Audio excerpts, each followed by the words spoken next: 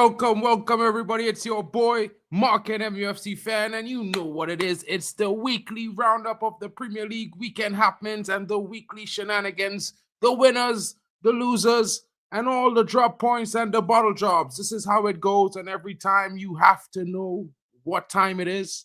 It's 8:30 UK every Monday night after the big Premier League weekend. Welcome to the stream, my brethren, D-Man TV, the best Newcastle fan that I know. My favorite. I watch a lot of his streams, though. You know, I'm always catching him walking, talking about his Newcastle team. Shout out to him. I've been trying to get him on the stream, but he's a busy guy. But you know, his team is in the Champions League this season as well, so we're not there. So he has a lot more games than just the Premier League to talk about. Big up to you, my guy. Hope you're well. I'm good, man. I'm good. Thanks for having me on. Yeah, long time coming and that. Excited to be on. Been a pleasure, man. I see you guys are doing a few bits in the Premier League now. You all smile, so why? Yeah, bro. You know what I mean? It's game week 28, and I'm pretty sure if it was happening 10 game weeks before it actually happened, I would be even happier. But I'm just glad for what it was and what it is right now, because I can feel more belief in my team when I go into games now, and you know, it's you got the confidence.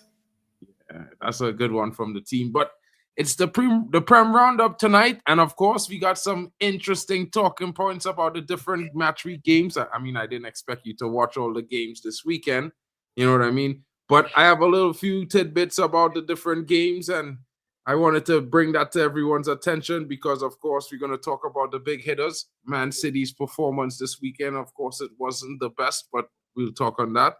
You know, Arsenal getting another win, you know, just edging Chelsea.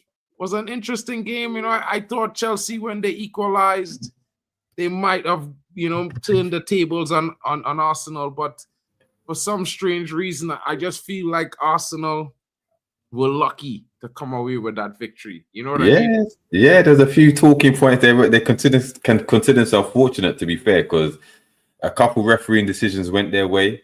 And obviously Chelsea gathered 10 men helped them as well. So yeah, man. But at this stage of the season, you just got to take the 3 points, innit? You're chasing the title. You just take the wins when they come and how they come, however they come, innit? So fair play to them, innit? They're set piece FC, but they're getting the job done. Well, bro, sometimes, you know, however it come, it had to come, because you know, when you're trying to win a title, sometimes the result is more important than how it come about. You know what I mean? Exactly. So, like, I'm not the guy to criticize Arsenal, you know, scraping past Chelsea, bro. Like, I just don't want to put it out there and say something like, you know, this is how, you know, league winners get a job done even when it's not looking good. You know what I mean? Because it's Arsenal. You know what I mean? But at the same time, I feel like a lot of their issues is a mentality thing. You know, I feel like the Arsenal fans and their team and the manager spend so much time focusing on what happening with Man City that they don't focus on the game in front of them most of the times. You know what I mean? Yeah, that's true. I mean, but surely they've learned from past seasons, isn't it? Their mentality hasn't been there. They buckle under the pressure. They're always looking over their shoulder, but I think this time there's something different about them. They're looking at, they're taking one game at a time, and you know they've still got a good points difference lead over Man City. It's not the best, but I think they're more focused on what they need to do. But you have to remember that most of them have never won a league title anyway, so that mentality is always going to be that to get over the line for the first one. Psychologically, that's going to be very difficult. Especially when you're facing a Man City team that's won it, 5 out of the last 6 times. Like you're facing a different animal. So you can allow them for thinking, hopefully it doesn't happen again. But I think there's enough leadership and strong mentally strong players there to get them over the line. But it's Arsenal, isn't it? The fans gas them up. The social media presence that they've got online is madness, and the fans you just love to hate their fans, innit? And Arteta's not the most likable guy as well. So it's like, does the neutral want to see them buckle again? I don't know. Yeah, but I still think they're going to get the job done. I think they'll get the job done. Just about. But let's hope for their sake that's the case, because I mean, you know, let's be honest, bro. They haven't really gotten past a match without dropping 9 points in the last 6 seasons. But this is also one of the first seasons in their last 6 years that they have been able to stay in all competitions. Yeah. So it's an interesting one for Arsenal. Very interesting one. So I kind of, I still not going to say it, bro. Being honest, bro. You know what I mean? They had to do what they could do, and let's hope after March they don't drop the 9 points that I expecting, because I expect to be hot on their heels come the end of March. You know, I don't know how it might be interesting, but I just like a hope now. Hope. You know what I mean? Okay. But you know, new results and thing brings a lot of hope. And when I say new results, of course. Yeah. You know, it's like when you look at this result here, this is not expected, you know, because I think Aston Villa has been a team quietly picking up points, being consistent, doing what they're doing. But this result was shocking to me. You know what I mean? A Wolverhampton team that was picked apart by different Premier League teams, fielding a team that you probably would say, you know, certainly destined to be in the Championship next season. Yeah, I mean, listen, they're going to get relegated. We know that. But they're playing without fear now. They're playing with a sort of freedom because they know anything's a bonus. Everyone's expecting them to lose every game. They don't have to fear anything. They can go out without the pressure and play football. And they actually play good football. They play decent football. Yeah, and especially at Molineux, they're a hard team to beat. Like Arsenal saw that. You saw that. Did you not draw with them at one point for one time season? I don't know, but we drew with them. They drew with Liverpool.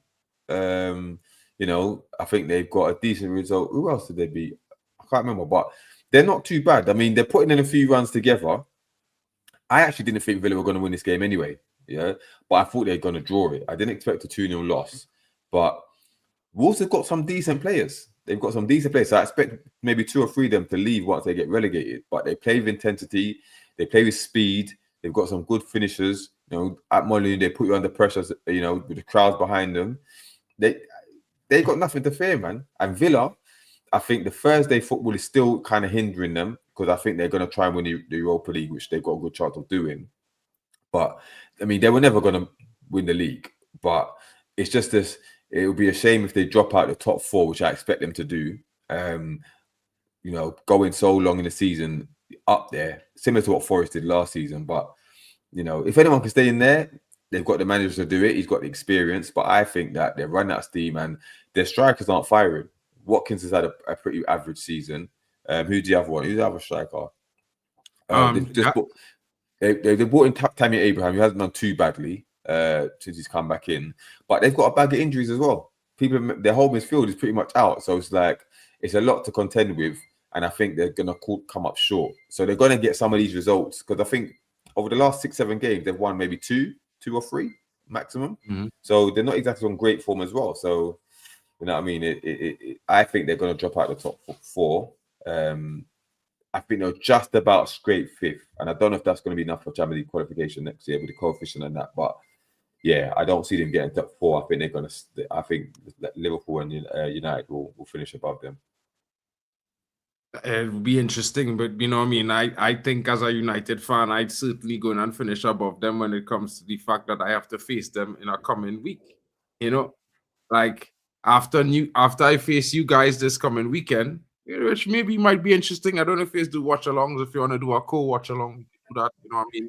It might be interesting. You know, it might be a rivalry talk as well, though. But it will be interesting because I mean, I was trying to get Tony to do that with for the Arsenal game a few weeks back, you know. But I was weeks before, bro. I come into the Etihad, to the Emirates, and smash you up. You know, in week 1, I come into the Etihad, to the Emirates for you.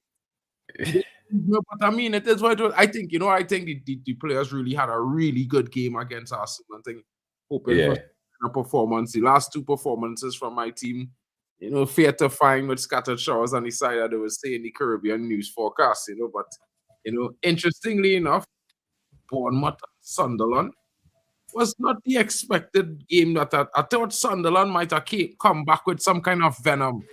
The 8 loss to Liverpool and, you know, maybe, you know, did the job over Bournemouth. But Bournemouth showed a lot of fight in this game. And I'm not mistaken, I think Bournemouth scored the first goal.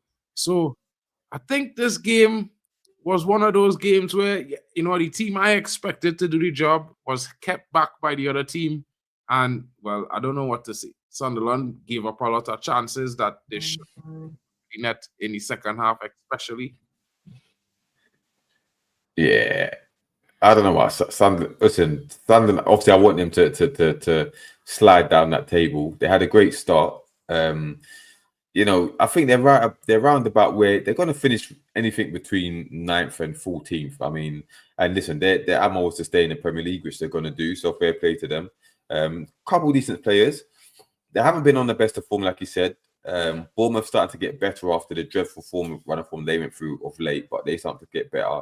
I think a draw was a fair result, but Sunderland, from a selfish perspective, I want them to continue on this kind of dodgy form before we play them in what, 3 weeks' time. I think we play them, and we already know they beat us in the previous fixture at their ground, so we owe them one, innit? But at the moment, the way I'm looking at it, they're probably good enough to beat us at St. James's Park. So I'm hoping that their confidence gets smashed before then, and we do all right against them. Because right about now, I'm actually dreading that game, and I'm actually going to that game as well. So not looking forward to it, man. Not looking forward to it.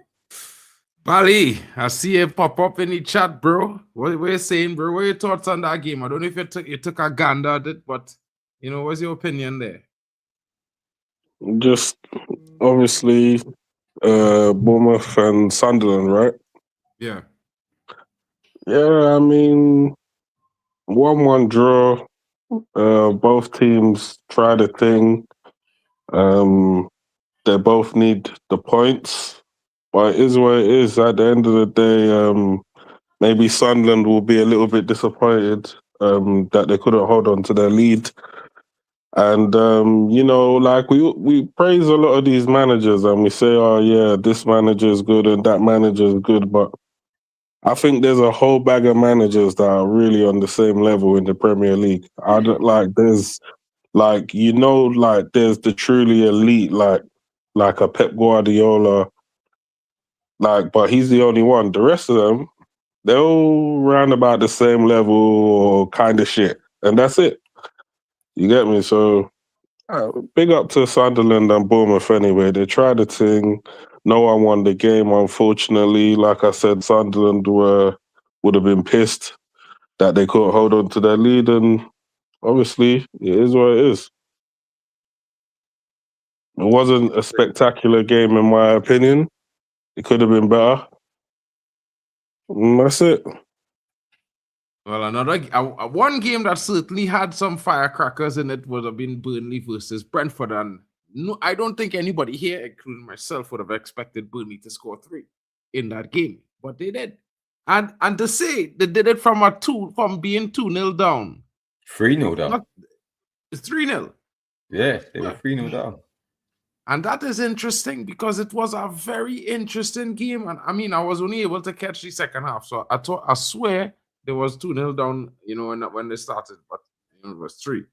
But no, they got 3-0 down. I think they got 1 back on a stroke of half time because the fans were booing them. When they went 3-0 down, the fans were booing hard. But then they got 1 just before half time, I think it was, and then pulled it back to 3-3, and then went 4-3 up when it got disallowed. Then Brentford scored their 4th goal, and then Burnley scored another one that equalised and got disallowed. Yeah, 2 disallowed. I didn't see the last disallowed goal, but when I saw the last goal for with Damsgaard score, I was like, that game over, and I switched the station. To be honest, I can't lie. It's not Man United playing, folks. Don't sue me. You know what I mean? But I did think that, you know, I expected Thiago to score, and so he did. He's been a striker that, I mean, a lot of people would say, get him to my club. I think he's a striker that came into Brentford at the right time and in the right form in his career. And, you know, it was just a good marriage. You know what I mean? I'm not saying that he won't be in the same kind of scintillating form or even better form next season, but it might be difficult. He is 27, 28 years old. Exactly. And, you know, if someone big comes in for him, it's a different thing, you know, playing for Brentford week in, week out than playing for, you know, a Liverpool, Man United, a Chelsea, them kind of teams. A different type of expectation. You know what I mean? You can't be playing on a break. You expect to have the ball, and your technical deficiencies might be exposed. Yeah, so be careful. Just be careful. You know, if you might have got it good at Brentford, you know, you're the darling there. That might be the best thing for you, innit? Because yeah, you never know. You never know. Yeah, I mean, it gets interesting, bro. Because to be fair, I feel like, you know, when this player, he's a Brazilian as well. You know, he played for a big club in Brazil. To be fair, so I feel like he will have that kind of persona on him. You know, he was doing fine things at Flamengo as well. So I think he would have the persona for it. Is if his skill and consistency could match up with it, if he was to move to a big club, it might be interesting. You know, how some clubs might be looking for an experienced striker. You know, maybe Chelsea might take a gamble. You know, maybe Man United might even take a gamble. You never know. And from a player's perspective, you don't turn that down, and you don't. If a big club comes in for you, you're not going to turn it down. Of course. But you know, there's no guarantee he's going to work. The pressure is different. It's a different type of pressure. You know, you have to be very mentally strong to survive in that space. But you never know. You might go to the World Cup, have a good World Cup. You never know. Never know. I mean, bro, to be fair, I'm not hating on my player, but I would prefer to see him up front for Brazil in the World Cup, bro. I wouldn't lie. I think he up front for Brazil will do well with the likes of Vicinos and these brothers serving him up. You know what I mean? In more ways than one. I feel like that might be the better situation. But I could be wrong. You know, Bali, I don't know what your thoughts are on Brentford. My thoughts on Brentford was obviously they scored a few set piece goals. They scored a goal on the breakaway with the Brazilian Thiago.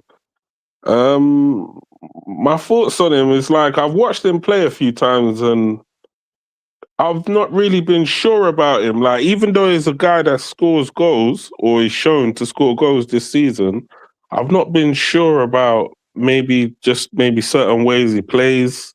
Sometimes it looks a little bit unconventional.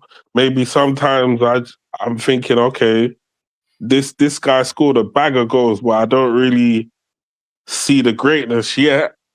But maybe I just need to watch him a bit more to understand specifically how good he is. But obviously, he's done his job. He scored his goal. And Brentford, they're such a dangerous team, you know. You give them an inch and they'll take a mile. Obviously, going back the other way, the defending was diabolical. And Burnley did well to get back into the game. Going, what was it, 3-0 down or what? I think it was. Going 3-0 down, they did well to get back into the game and they done their thing. But, you know, like Brentford, you know, they held on to their lead and they got their points. And Brentford is a tough team. I remember when we played them earlier in the season and they gave us that 4 under the previous manager, Amarin. So I'm so glad that we've got a new manager now, because I think the next time we play them, they're definitely going to be a difficult game. Yeah, bro. Like, I was kind of happy in the momentum when we played them because we had a bit of form in that moment, and it was interesting. But, you know, we come into a segment of the show, and, you know, my brother here, I had to let him take it away because this is his segment right here. You know what I mean? I watched a bit of the game, but I can't say I watched the whole game. So, you know, you all I would say is I don't understand what's going on with Newcastle this season. You know what I mean? And I'm being honest, bro. I am a guy that's be real honest, yeah? And I think Newcastle is the most physical team in the Prem. Yeah? And I think that the type of football they play, if they was playing what they was playing last season, it would be a much better situation for Newcastle this season. I don't know what happened in this season. I don't think it's because of Isak. Yeah. But something off. Listen. Obviously, we lost 3-2 to Everton. Another home defeat. I think that's our 4th straight home defeat in all domestic competitions. Yeah. And that's the worst record in 12 years. Yeah. I don't think even Steve Bruce managed to do that. All right. Now, yes, the whole that Isak left, you know, played a part, because, you know, to replace a quality striker like that is very difficult. Yeah. and at the last hour as well. I'm not going to get into why we delayed with that and how we petted with that. That's by the by. But we have to talk about, you talked about the physicality that we play with, right? So I agree. You know, we are a very physical team, and you know, it used to work well for us, but we couldn't do that in a season like this when we've got so many games. We can't play like that every game, right? And also, you need to show some sort of evolution. Yeah, if you're going to play the amount of games that we play with Champions League, competing all the trophies, the FA Cup, we've got the League Cup semi-final, whatnot. You need to be able to control games, right? Now, the problem that we have is that the manager don't know how to do that, and we don't have the players to do it anyway, right? Because we lack technical ability in our squad. You talk about physicality, that's pretty much what we've got. Physical athletes. Yeah, that's what we've got. We've got no number 10. We don't know how to break it down a low block. And on top of that, he's now decided to play our record striker, our record signing in midfield.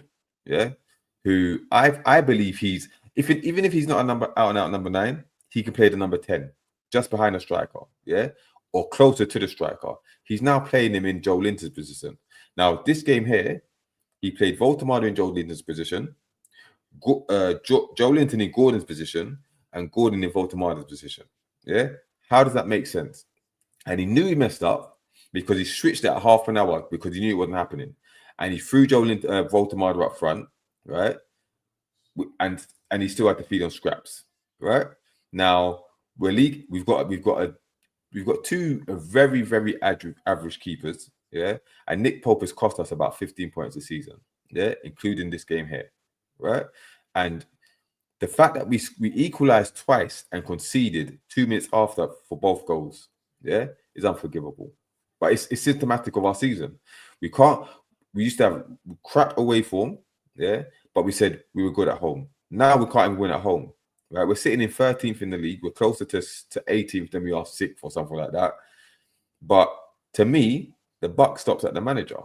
Yeah, the manager, because the manager's the one, as far as I'm concerned, he's the main reason why we went into that transfer window without a sporting director, and then we're getting rejected left, right, and then his nephew got promoted to chief scout to do the deal in chief sporting director temporarily. He's the one that's playing Voldemade out of position. He's relying on Anthony Gordon, who hasn't been performing. He's got 1 open play goal in 13 months. Yeah. But yet you continue to play him. When Harvey Barnes was doing well, you shoot him out to the right just to put Anthony Gordon back in. You're relying on Nick Pope. We should have got a new keeper, a proper keeper in the summer. But we could have got the Barcelona keeper, Garcia. But we told him he's going to play second fiddle to Nick Pope. What's that about? Our recruitment is wrong. Too many of our signings are not working. Yeah. And we play dire football. Everton under David Moyes play better football than us. Yeah, there's very few teams in this league that don't play better football than us. Yeah, because Wolves play better football than us. Yeah, Leeds play better football than us. There's only probably Burnley and maybe West Ham that don't play better football than us. Every other team plays better football than us. Yeah, and we've been screaming out for creativity. Yeah, for the longest, but he doesn't want to buy those kind of players. Yes, we've got a few injuries. Bruno Guimaraes, who's now injured till mid to end of April. And the shockest stat is we've never won a league game when he's not playing. Yeah. So how can you be such a one-man team? You should learn to adapt. You have to adapt. Injuries are part of the season. If you want to be a big team, you've got to be able to compete to handle these 60 games a season. And we don't seem to be able to do it. And he's been figured out. As far as I'm concerned, he's been found out. And he's too predictable. His in-game management is rubbish. Yeah, it's absolutely shocking. He makes predictable subs. You know what I mean? He's running out of ideas. And the chickens are come home to roost because we've got you lot, Chelsea, and then Sunderland in the next 3 games. I wouldn't be surprised if we don't win any of them. Yeah, and it's lucky that we've got so many points and the likes of Tottenham are so rubbish. Otherwise, we'd be in a relegation fight, bro. That's how bad it is.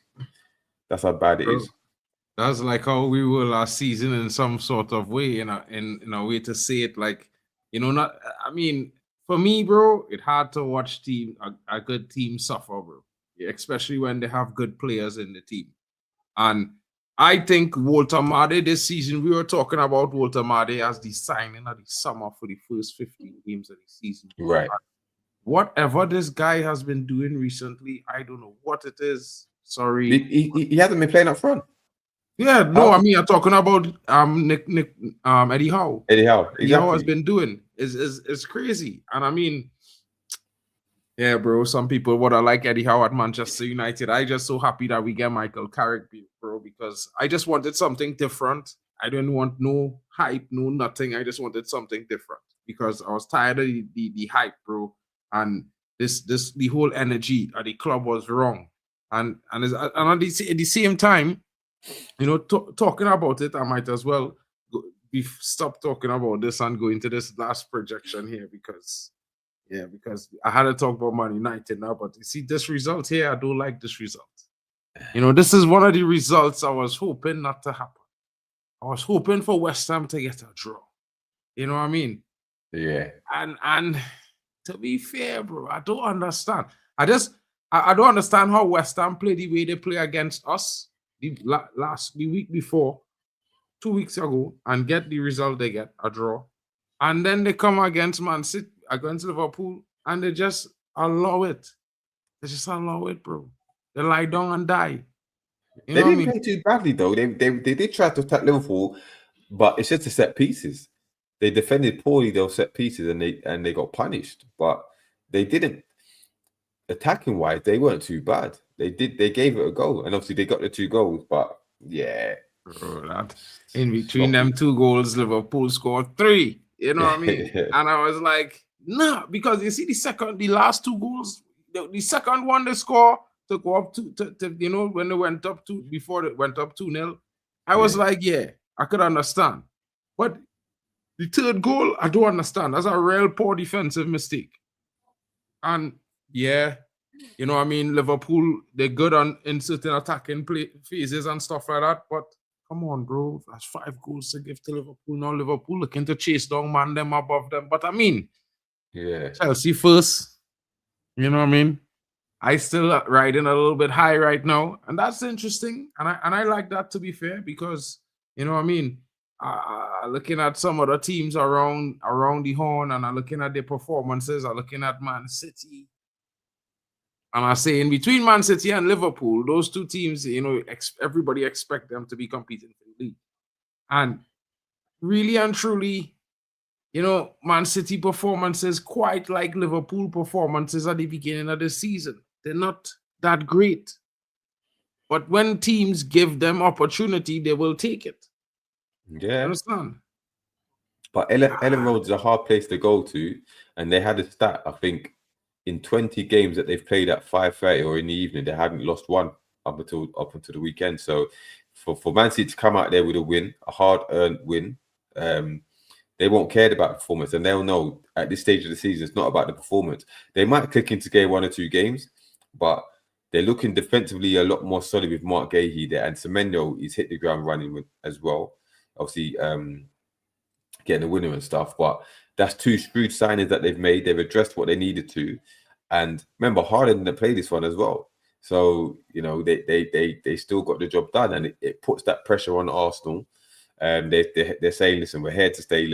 I think the gap is 5 points, but City got a game in hand, and Arsenal got to come to the Etihad. So both teams will be confident of getting the job done, but City look more assured at the moment. Yes, these weren't their best performance, but I mean, Leeds put the pressure on, but Donnarumma didn't even have to make too many great saves. So it's like they'll be happy with that. They're back at the Etihad, I think, this week. The next game week, so they'll be confident of getting 3 points there. Arsenal got a trickier tie against Brighton. You never know, but you know, fair play to them, man. Fair play to Pep and City. Yeah, I mean, fair play. I can't say anything else. It's Pep and the City, but you know, this is what it is with them. I hoping that they all drop points. You know what I mean, above me. I don't really expect to get no title race, you know, but I just want them to, you know, to feel the threat of Man United behind them because they. I don't think they're watching. I don't think they're bothered about you. I don't think, bro. So. Speak for yourself. I'm expecting it, mate. Expecting what? I'm expecting to get into a title race, mate. This season? Yeah. Oh, what's the probability difference? What's the point difference right now is 5 from Man City, Oh, 5 from Man City. 5 or 6 from Man City and 10. Arsenal is 10. So in your opinion, and this is, I've asked a few people this question, right? Yeah. In your opinion, how many points away from catching up do you feel like you need to be in a legitimate race? See, this is where I get a bit technical in it, because usually at this point of the season, if you're within 6 points of the leader, 6 to 7 points of the leader, I'd say you're in a title race. The fact that you're 10 points behind, have you got a game in hand on Arsenal? Yeah. Yeah. Okay, so that's good. So theoretically, you know, if you get within another 3 points, then I'd say yeah, technically, but there's no way you'll finish above Arsenal, Man City this season. You're not. Yeah, and I mean, you could argue that, but my whole point was to get as close to being in a race as possible. And listen, to me, it looks take nothing like away from you. that You're is doing on. it. You're doing your job in it. And don't get me wrong, as bad as we are, Newcastle, if you get the 3 points against Newcastle and the other 2 drop points in some way, then yeah, you could start saying there's an outside chance. But it's because it's Man City's in second, I don't see you catching them. Yeah. If it was Arsenal in second, I'd say, you know what, you might have a chance. But because it's Man City, they will push Arsenal to be that, to get those points done in it. So I think they'll end up with about at least 9 points clear of you come the end of the season. But right now, because of the points difference, you could argue you're hanging on in a title race, but realistically, not for me. Again, could change next game week, could change, but right now, nah. I mean, to give my 2 cents on the way Man United performing right now, it would take a certain miracle, I would say, because you need both teams to at least drop 9 points for it to make it a competition. You know what I mean? And they need to do it. No, but that's only to bring. But when you say to drop 9 points, that's only to bring us closer to having a solid chance of, okay, cool, it might go down to the last game of the season, right? Yeah, that's what I'm talking about. But you're talking about in terms of winning it.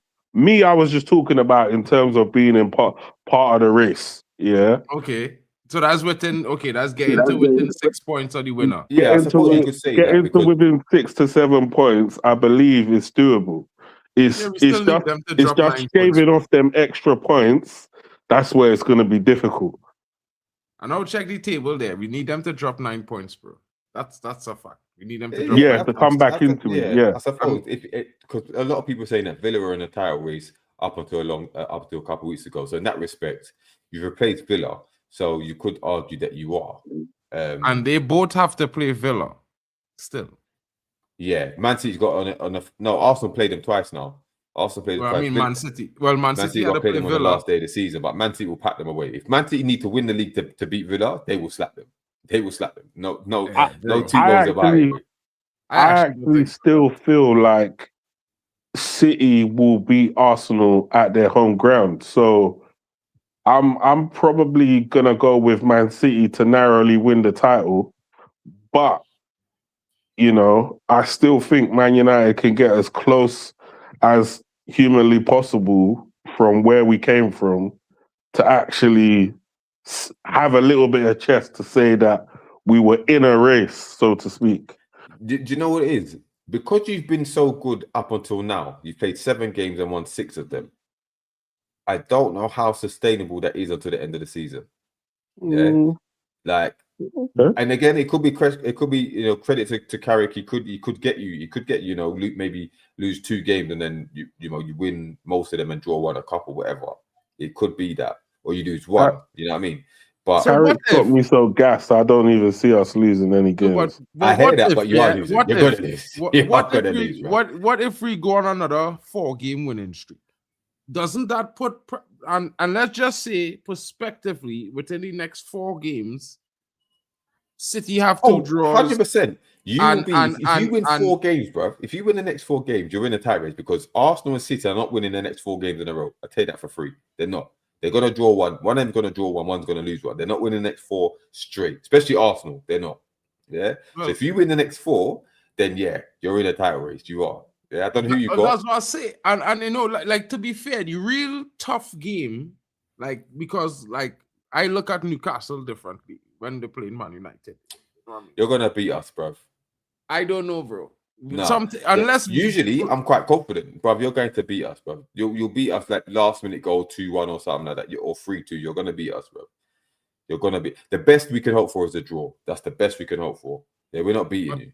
If we get 3 points against you lot, yeah, I have high aspirations that we're going on another 4 game winning streak for sure. Because after you, it gets easier. It's a Villa team that's struggling right now. You know what I mean? And then we go into a Chelsea team that they are struggling as well. You know, and this is the year for Man United upsets. I keep telling Man United this year they're gonna do damage to teams. No, they look serious, man. They look serious, and you got the 1 game a week, so you've got time on the training ground to implement certain things where a lot of the other teams can't. Villa's got Europe, Chelsea's got Europe, Newcastle's got Europe. You know, Arsenal and City have got Europe, so you know this is your advantage. This is your. This your is time what I like. This is what I like about this situation. I like this situation so much because everyone can't see us doing it. Everyone can't see us coming into the conversation, and I like this because the only thing I don't know about the conversation is if we get there, then I'm not sure if we're gonna know what to do in that situation. Just because there's gonna be a lot of pressure on, oh well, you gotta get the result in this game and you gotta win that game. That bit might be the difficult part because Arsenal and Man City have been living in that all season. Villa to a certain extent before they started dropping off a bit. So that bit might be hard, but getting into that part with no pressure, because no one believes. Everyone's like, Man United, what? They won again. I don't even know why their fans have chest, even though we've won God knows how many games. Like people are still not clocking on that. You know, we're just slowly creeping up the table, creeping up. No one's really bothered about what we're doing, and that is the part that I like the most. Yeah, no, I hear you. You know, and you know, I had to butter up this performance because this young striker, I never claimed him to be the second coming of Haaland or anything, but I always knew that this brother have it in him to be a top quality striker. And when he was coming to United, I think I was the most excited United fan, bro. I had to be fair and say that. I know it would have taken this season for him to get into the team, get into the feel of the Premier and thing and these things, but the way he's adapting and getting himself involved. It's like the 4th or 5th game in a row with a goal that win us a game, bro. It's like, yeah, Sesko is doing his job. Big Ben is here. And you know what I mean? It might be in London, but we have one in Manchester now. It's a good thing. It's a good time to see. You know what I mean? And you know, we needed a striker like that more than anything else, bro. A striker that was big, could be physical, but quick. He could also link up with the players in the team. Keep the offense going forward. Someone, a target man. You know, Man United always had one of those. We had Van Persie. You know, we had Dwight York. Then before that, you know, we had the likes of Van Nistelrooy and these boys. So it was always something we had, and we need that. And we took too long to go and get a target man at this kind of stature. And this shows. And to be fair, you know, I have to pong the previous manager a little bit again, bro. I real feel like he wasn't getting the best out of the quality of players he had available and utilizing it to the best of his ability, because he himself threw away at least 16 points in the first 20 games of the season. He should have been 16 points to the great, to the good, plus what he had. We should have been in a title race from since game week 20 if he was doing his rightful job.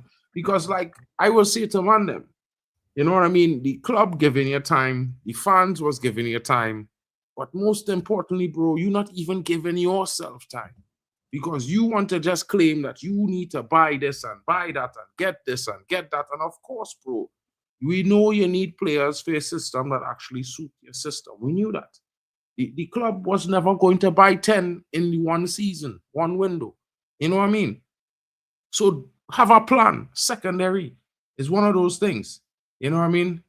And it's just like at the end of the day, we talk about the teams, we talk about the performances. This week, some managers flopped it. You know what I mean?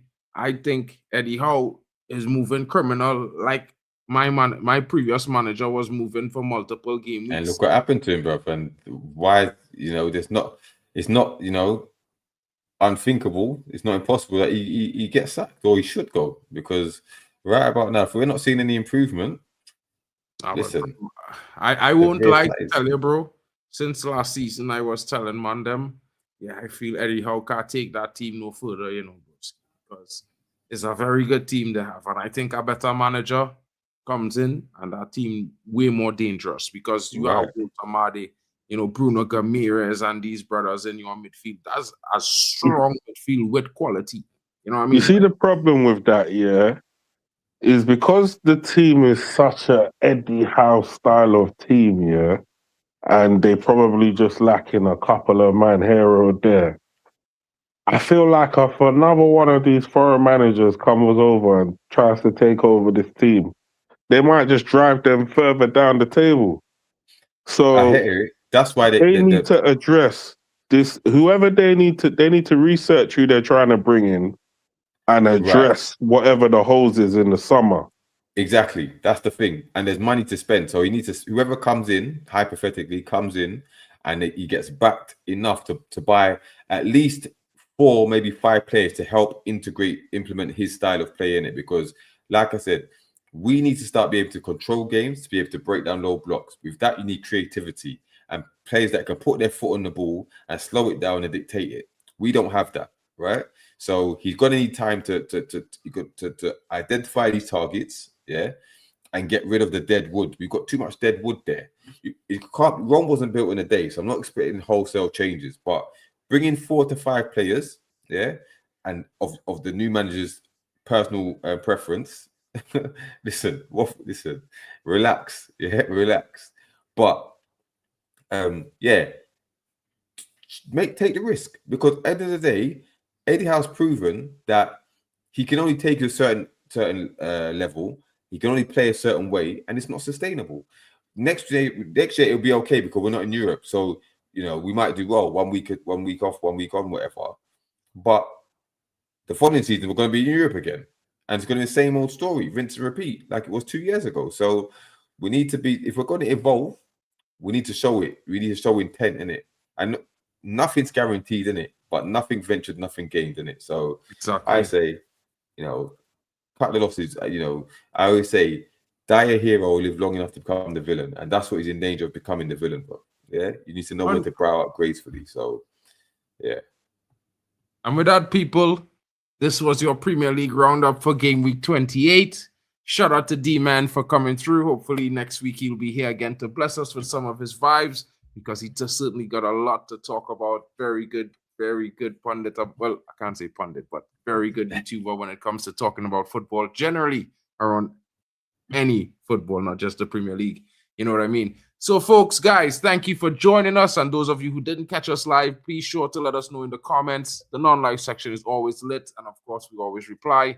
Hopefully, we get D-Man back on next week. We get Bali Tech. And, of course, I'm trying to get Waffle Don to come in after his Monday Night Madness. But we will see. We will see. He always saying he's an old man, And you know what I mean? Running. He needs to sleep running. You know what I mean? He ran away from the brethren, and then when they lost to Man United, I didn't see him for 2 weeks, bro. I ain't seen him on this show since that scenario. But obviously, I can see why he don't want to come on in it, because he knows that the title's slipping. So he knows. Yeah, well, maybe he might be here next week, Monday. Hopefully, a big positive win midweek might certainly up his spirit. You never know what could happen. I'll be looking forward to that still, because I'm gonna ask him the same question that I asked him before. So how do you feel about the race? Do you feel like you lot are still in control of it? Watch him lose his mind. Big up to everyone and all of the legends out there. Don't forget to smash a like and subscribe. And don't forget to check out D-Man TV. His links are in the comments. They are not in the comment section, but they're in my description, guys. So you can check it out there. Smash a like and subscribe. And we'll catch you guys later on.